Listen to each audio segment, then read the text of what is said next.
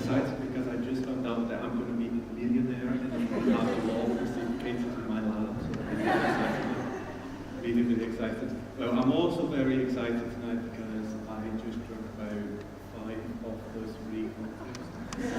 So Ben wasn't looking. Why didn't I do that? So I'm going to talk to you a little bit about what I do. And, well, not really, I'm not going to bore you today. So I just decided that I was going to talk about Alice in Wonderland. Because I just saw that. Sorry, Alice in Wonderland last. Because I saw that last week and I thought that was a great movie, so I had to share with the world. And then I realised that I could also talk about other movies, so I'm going to talk about Harry Potter maybe. And then after that, I'll probably tell you a little bit about how my friends could, well, how I could help my friends not to get killed next time that they're drunk on campus or something like that, because that could happen.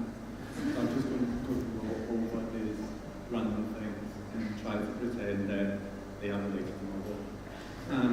So, first about Alice, well, I really thought that was really cool when I was watching this movie, that she saw a mirror, and the first thing that she thought was, I'm going to go through this mirror. And that was never something that we do in our house. I mean, you're not there, you're actually there. And you look at the mirror and it's like, yeah, I'm going to get through this. I'm going to look what is in the other side. I mean, you see yourself. So, you're not going to go through and look what is there. You would never do that. She did. And she got through it. Amazingly, she did. So, well, the first thing that you could think about, and that I'd like to think about, is that she saw something that wasn't there. Well, she saw a mirror, but she got through it. So clearly it wasn't a mirror. There was something else there. So her eyes sort of played a trick with her. You can say that. Well, they saw something that wasn't really there. And a way that I would like to explain that is to go back and think about how we actually see things. And you see things because whatever light source you have, these rays come into a straight line, hit this object, and then they bounce back into your eyes. And that is how you see anything. So if Alice got through that mirror, she couldn't have seen, well, the mirror could not have been there. There was something else there. She was seeing an image of something that was somewhere else. And that's not clear at all. It just made me very confused, didn't it? Well, so let's just look at how light actually travels. And if you think about light going from one material to another, you would have, for example, think about you swimming.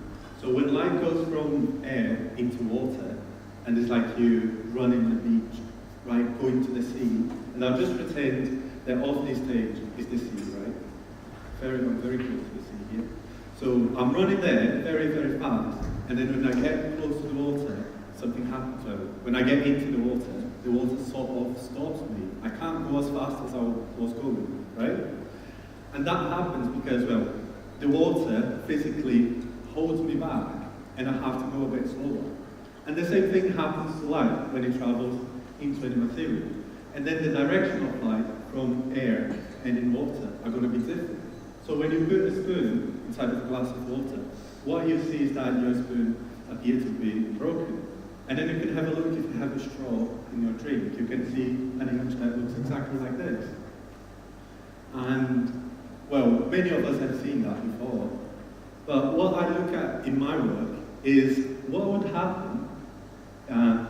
So if you think about it, and you look now, not at a spoon, but if you look at a glass or something like this here, just cranberry juice, right? Nothing juice. Just cranberry juice. So if you look at this glass of cranberry juice, and I would like you here, what is this glass made of? How do you know it's plastic? It looks like plastic, but how does it look like plastic? What do you see? Just tell me exactly what you see. You can see a red bottle, right? A red-shaped thing, but you can't see the edges of it. Well, you can see there's red, but you can see the actual glass, or the actual plastic.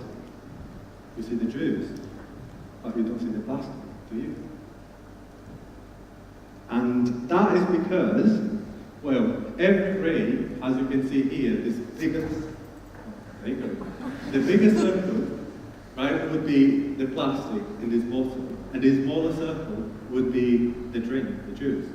So every ray propagating must go through the water, and that is why, or the cranberry juice, and that is why you don't see the actual physical bottle, like me holding cranberry juice. And your mind knows that it's plastic, or glass, or whatever it is, but you can't see it. You only see the juice. So now, imagine that when you were going, run into the sea again, right? And then there I go, run into the sea, and when I get there, those waves push me to the opposite side of where I was going. And imagine if light did this, and went to the exact, was broken in the surface of water, and went to the opposite way. What would happen is that what you see in your spoon was something like that. So it would be totally broken. You would see, it would appear to be broken, even though it wasn't. It was the same spoon.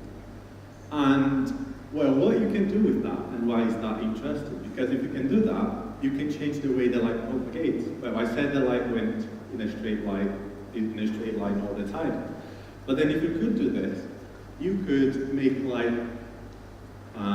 bend and go into curve, into a U-turn, whatever you want light to do.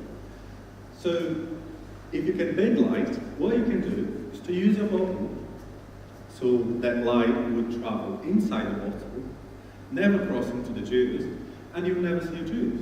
So I'll be here holding a bottle of cranberry juice, and what you would see is like a bottle of plastic here, and the cranberry juice floating about on the other side. And that sounds a bit weird and futuristic, but that is what would happen. So the juice would be sort of invisible from, if you are looking from another room, you would have an invisible juice, which is very exciting. I mean, you want to drink a juice, and the last thing that you want is an invisible juice, isn't it? But then, back to Alice, so what would probably happen is that, well, what I'd like to think happened, is that they put the door to another world in the middle of a material like this that can bend light. And what she saw was what was behind it. It was a mirror, and she never saw the door, but she still went through it.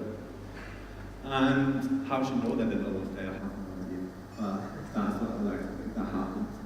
So if we can do that, that is what I'm studying, is how to do it, and how to use materials to bend light and to make light travel in unusual ways. And if we can do that, we can now go into another movie and get their inventions and bring their inventions to reality. And then we can do the Harry Potter invisibility cloak. I mean, I would really like that. Like an invisibility cloak.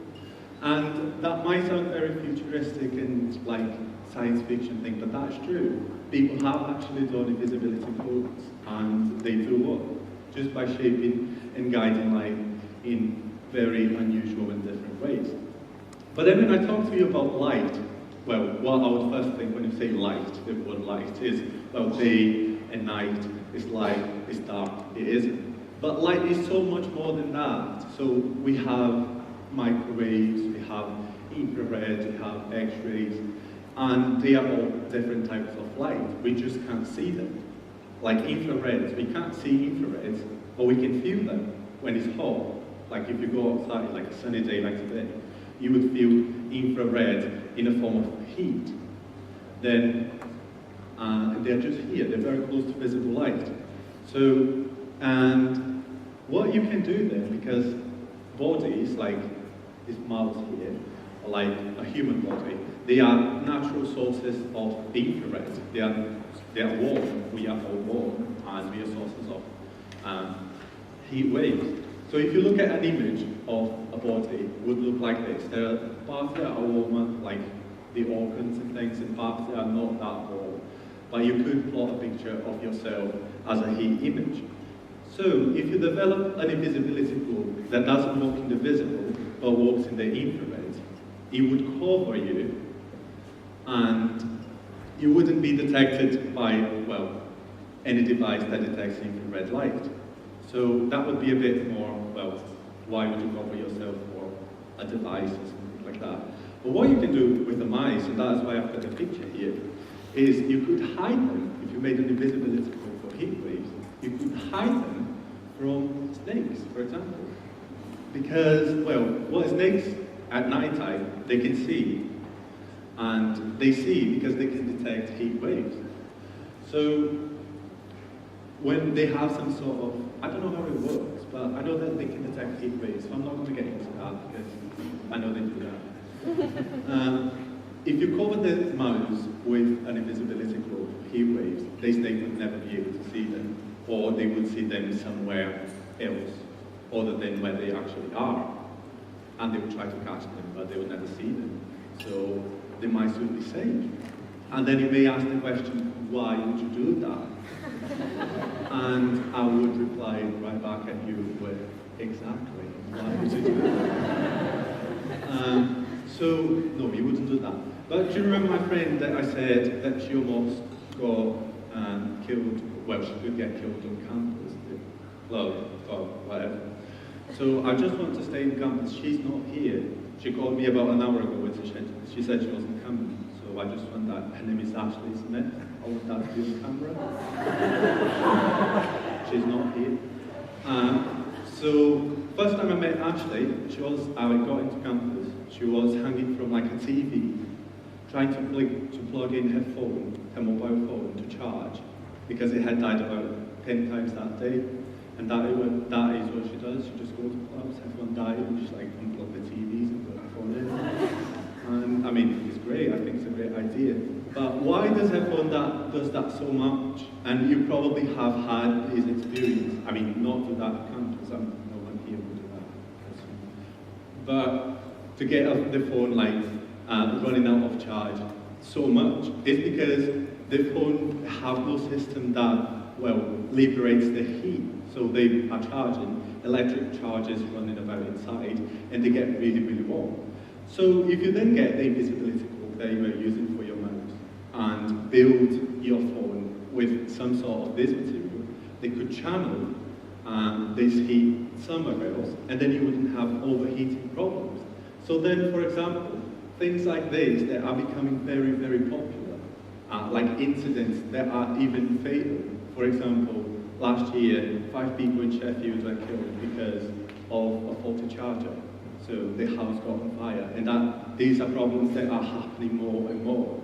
Well, everyone is getting more and more white better one, but no one thinks about the problems of leaving it in charge for about half an hour or about a whole day. So these things could be solved if you had some sort of device around this phone that could stop them from overheating or could take the heat out from one place to another. So that is the sort of thing that I'm interested in my PhD, and thank you very much for listening to me.